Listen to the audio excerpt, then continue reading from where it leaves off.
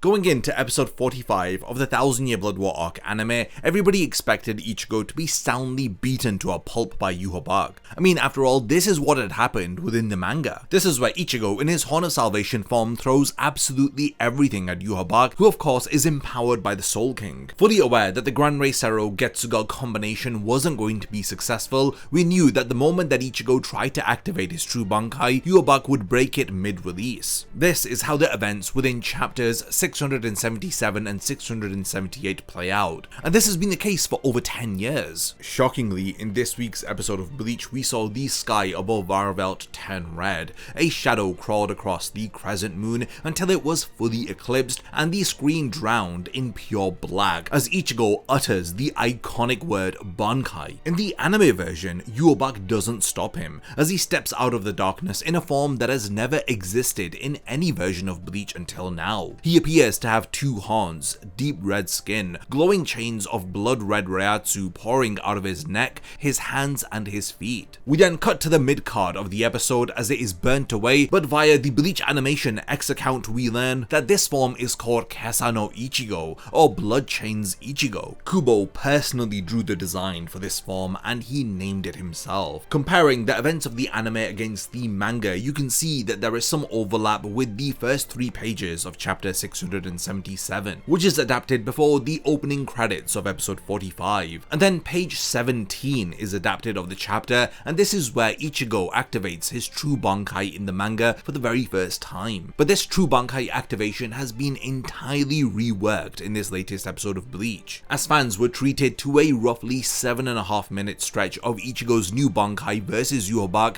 And what's great is that all of this was supervised by Kubo himself. In this video, I want to give you the complete picture of Bloodchains Ichigo. We'll be talking about what the form actually is, every ability that Ichigo displayed in this form, why Kubo built it specifically out of chains and blood, and what his Club Outside answers and the Can't For Your Own World light novels quietly reveal about this all-new transformation, whether if this is the true Bankai from the manga or something else entirely. And could Bloodchains Ichigo be more build-up for the upcoming Hell arc? Now, do you know who else has awakened the power that was sleeping dormant within them for years? These are all of the individuals who are subscribed to the channel. Only 20% of the people who watch these videos are subscribed, so if you enjoy the content and want to see more, then hit the bell notification and subscribe button for even more videos just like this. Episode 45 begins with Yhwach brushing off the Gran Rei Sero Getsuga. Ichigo then gets slammed through the ruins of Varavelt and run through with a Reishi greatsword, and the only reason that he is still breathing is Orihime, who is rejecting wound after wound the instant that they open on Ichigo's body. Yhwach realizes what she's doing and starts aiming at her instead, cutting her down repeatedly just to watch her heal herself and crawl back up. Rukia then arrives onto the battlefield, and there's a bit of a shift in the atmosphere as we see Ichigo and Rukia fight side by side as a proper duo against Yhwach. Despite their best efforts, it still isn't enough, as Yhwach puts the pair of them down with a barrage of crimson energy beams, and he turns away satisfied that he's defeated them. Now this is where the moment that nobody saw coming occurs, as behind the Quincy Emperor we see that the moon has begun to bleed. The mid-card of the episode is centered around this new transformation, which they have dubbed Bloodchains Ichigo. The description of the form goes, by awakening the hollow blood that has been sleeping inside of his body, a half-hollowified Ichigo performs Bankai and transforms together with his Zanpakuto into his ultimate state. He bears 2 horns, calling back to complete holification, which is the Vasto Lorde form he used against Ulquiorra, and spiritual pressure shaped like chains of blood which run from his neck, hands and feet. And against the Soul King empowered Yhwach, he displays power on a totally different dimension in spiritual pressure, physical capability and reaction speed all at once. The campaign Bleach the Stories also revealed a title card for Ichigo's Bloodchains form. With it, we learn the term Blood Oath. Within Ichigo's heart sleeps the dormant blood that rejects resurrection. Holification grants Ichigo the power to transcend Shinigami and Hollow alike, evolving by choice. His slashing blade cleaves fate itself, and the culmination of this bloody oath awakens the full extent of his power. For some reason, Kubo has coined the term Bloody Oath for whatever pact this form represents, and the nearest thing that fans are connecting this to is Ichibei and the oath-like rights that seem to govern the Zero Division's Bankai,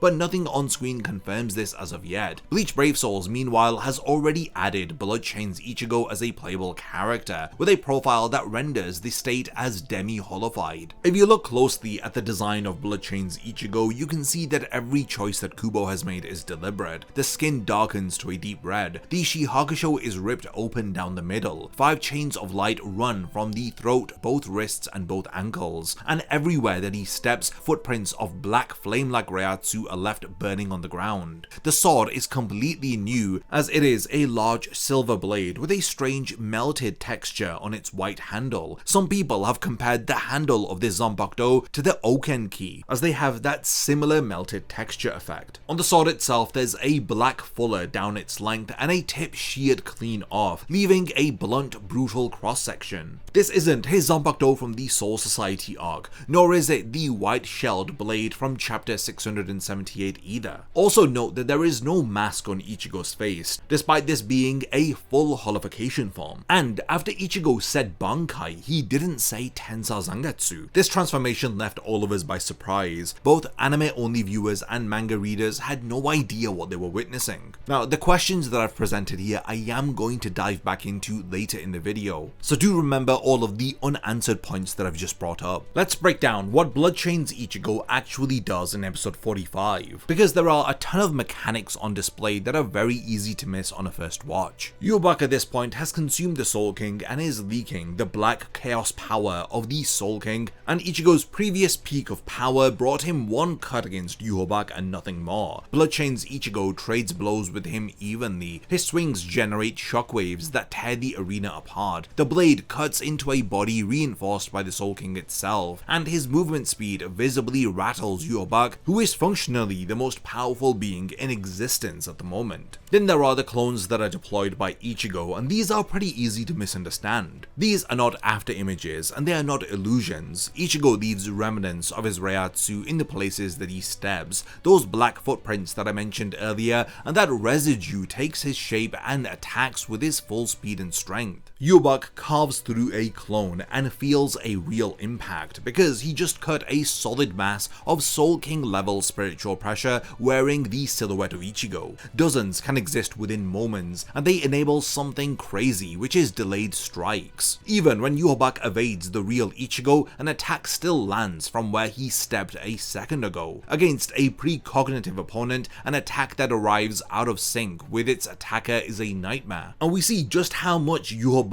loses track of which Ichigo is real during this episode. He even caps off one of these clone rushes by cutting through Yhwach's darkness from behind and firing a point-blank Granrei Sero Getsuga. But this one's been launched from inside of his Bankai. Yhwach sneers that this is a power which declares it needs no comrades, and you could argue that he's accidentally read Ichigo perfectly. This is the ability of someone who has spent his whole life wishing that he could take every hit alone so nobody else has to bleed for him. The chains themselves operate in 3 modes. Defensively, the 5 chains whip forward to swat away several of Yhwach's beams at once, catching lasers out of the air like it's nothing. They can also function offensively and as restraints, as they coil around Yhwach's body and pin him in place. This bind sets up the best combination of the entire episode, as Rukia layers Hakano Togame over the restrained Yhwach, flash freezing the Soul King's black flood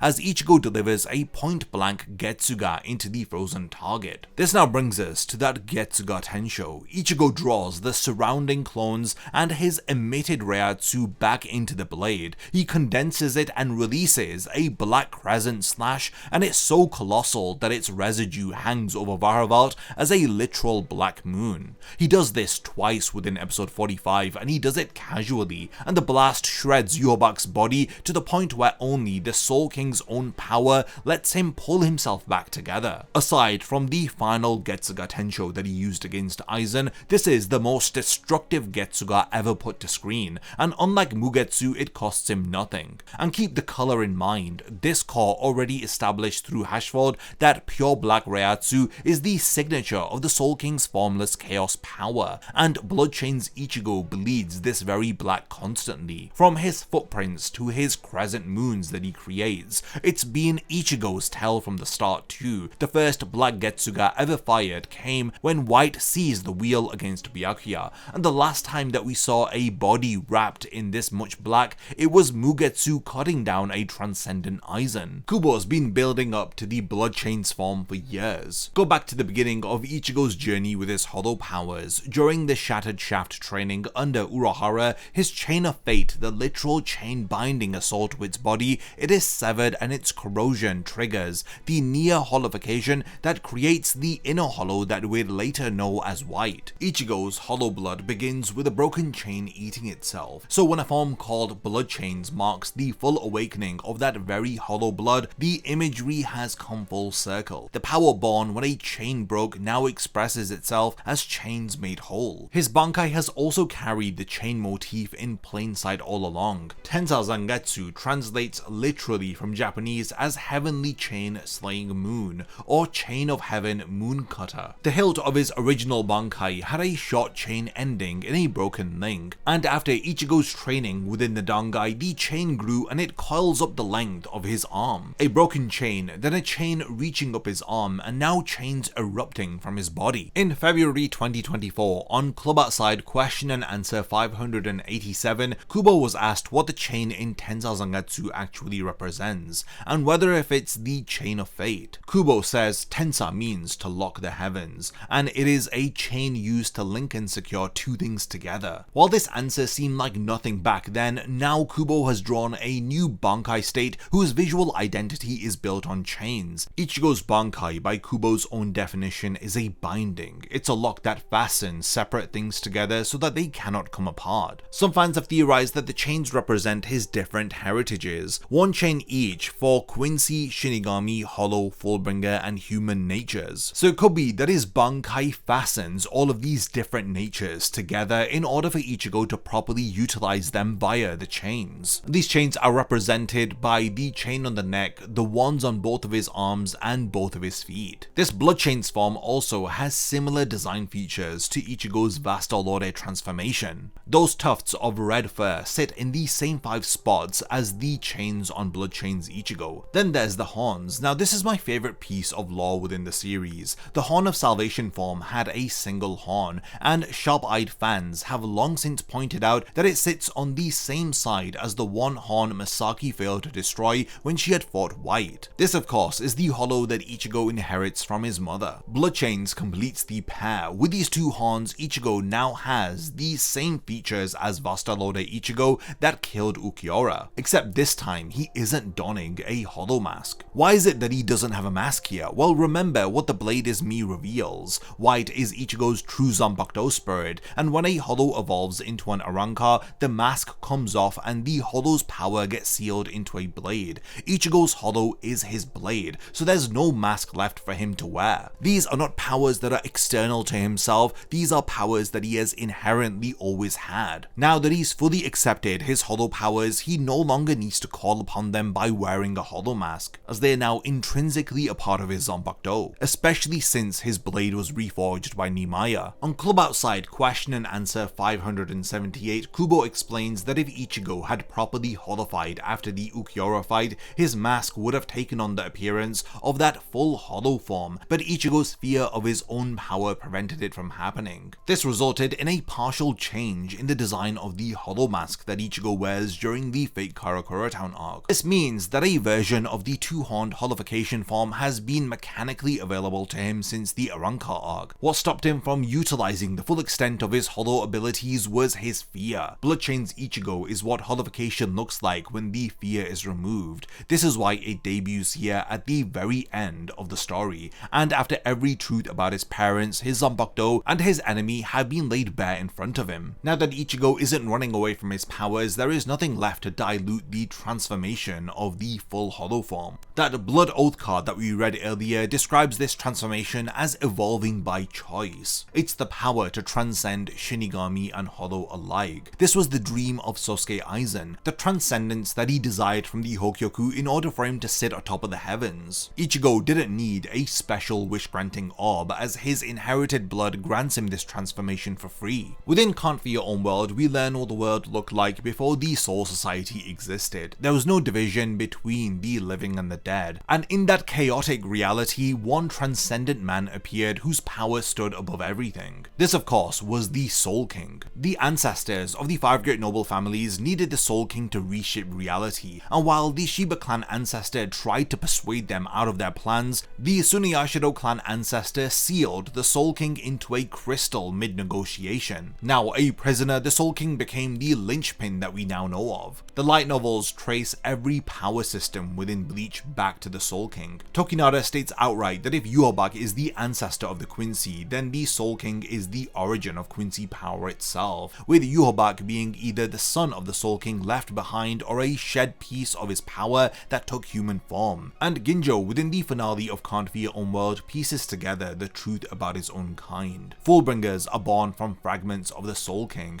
These are interwoven with their souls before birth, which is why Hollows are drawn to their mothers in the first place. Tokinara, the man who knows all of the secrets of the Bleach cosmology, responds to Ginjo's analysis with a smile. Then look at Ichigo. His father is a Shinigami who stems from the lineage of one of the 5 great noble families, the Shiba clan. His mother is a pure-blooded Quincy who was tainted by the Hollow White, and his human body also produced a Fullbring. Ichigo is the only person in the story who reassembled the Soul King's original spectrum of power through nothing but inheritance, and the novels are conscious of this. When Tokinara evaluates Ginjo as a Soul King vessel, he calls him a close candidate for the Soul King after Ichigo Kurosaki. Ichigo tops the list of beings who could take the Soul King's place. Also, his time within the royal palace with Ichibei already proved that his power could serve that role when he walks down the path of Irazu Sando. So the blood oath of Bloodchains Ichigo is in reference to bloodline. These are all of the aspects of his power which he inherits in order for him to be this Soul King candidate. Yhwach rebuilt the Soul King's power by devouring it. He drank his father's corpse into himself and added the Almighty on top. Ichigo carries the same breadth of power because it was passed down through the people who loved him. Yhwach absorbs while Ichigo binds together all of his power. When Yhwach and Ichigo finally stand across from each other at full power, Yhwach the Absorber is wrapped in stolen black chaos, while the inheritor Ichigo's power takes the physical shape of chains, which binds together everything that he was given in a single body, locked and secured just as the way that Kubo defines Tensa. So this Bloodchains form, is it the true Bankai form from the Bleach manga? Within chapter 678, Ichigo places his 2 blades together and begins the release of his true Bankai, and Yhwach doesn't let him have it. He calls Tensa Zangetsu a fearsome Bankai, as he admits he cannot allow it to exist, as he uses the Almighty to reach into the futures where it survived, as he breaks it in advance. The Blood Oath card even explains that Ichigo's slashing blade cleaves fate itself. This is the one weapon that Yhwach, who is also able to alter fate, cannot afford to let exist. He manipulates the outcome of events with his Shrift the Almighty. Bloodchains Ichigo is what happens when Ichigo performs Bankai while in his half-holified state. It's Ichigo's Bankai expressed via the Horn of Salvation state. The manga's white-shelled blade is what the release looks like from a neutral Bankai activation, and Bloodchains is what it looks like with white blood at maximum expression, which would also explain why the manga version reads whiter and calmer, while the anime version is black, red, and horned. It is confusing because even in the manga, Ichigo activates his Bankai while in the Horn of Salvation state,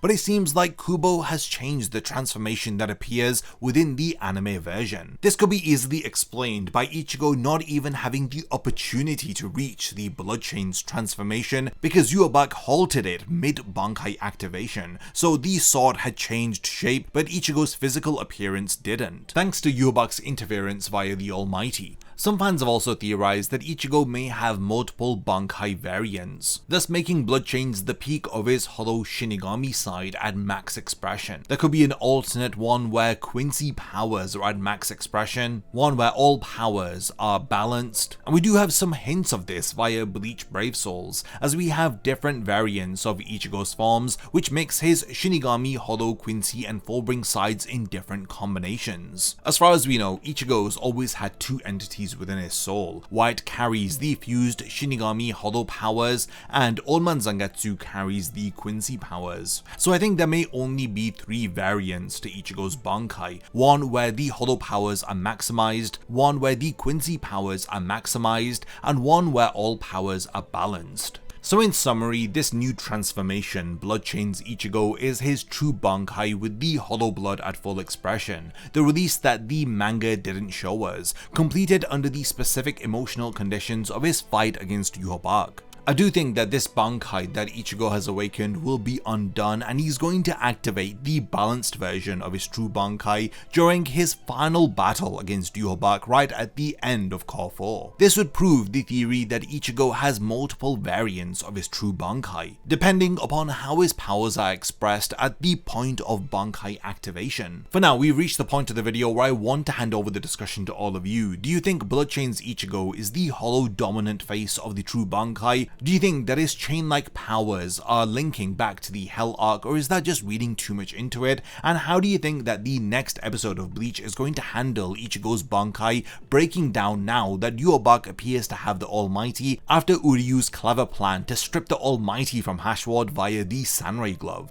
I really am looking forward to reading all of your thoughts in the comments about this wildly unexpected, incredible transformation that we saw in episode 45. Thanks for making it to the end of this one, and I look forward to seeing you on the weekend for my review and manga vs anime breakdown of episode 46 of the 1000-Year Blood War arc anime. A massive thank you goes out to all of my amazing Patreon supporters for helping to make this video possible. If you also want to support the channel and see your name in the end of my videos, then check out my Patreon, which has loads of perks like early video access and so much more. Thank you for sticking around till the end of the video, and whatever you contribute will mean a lot to me.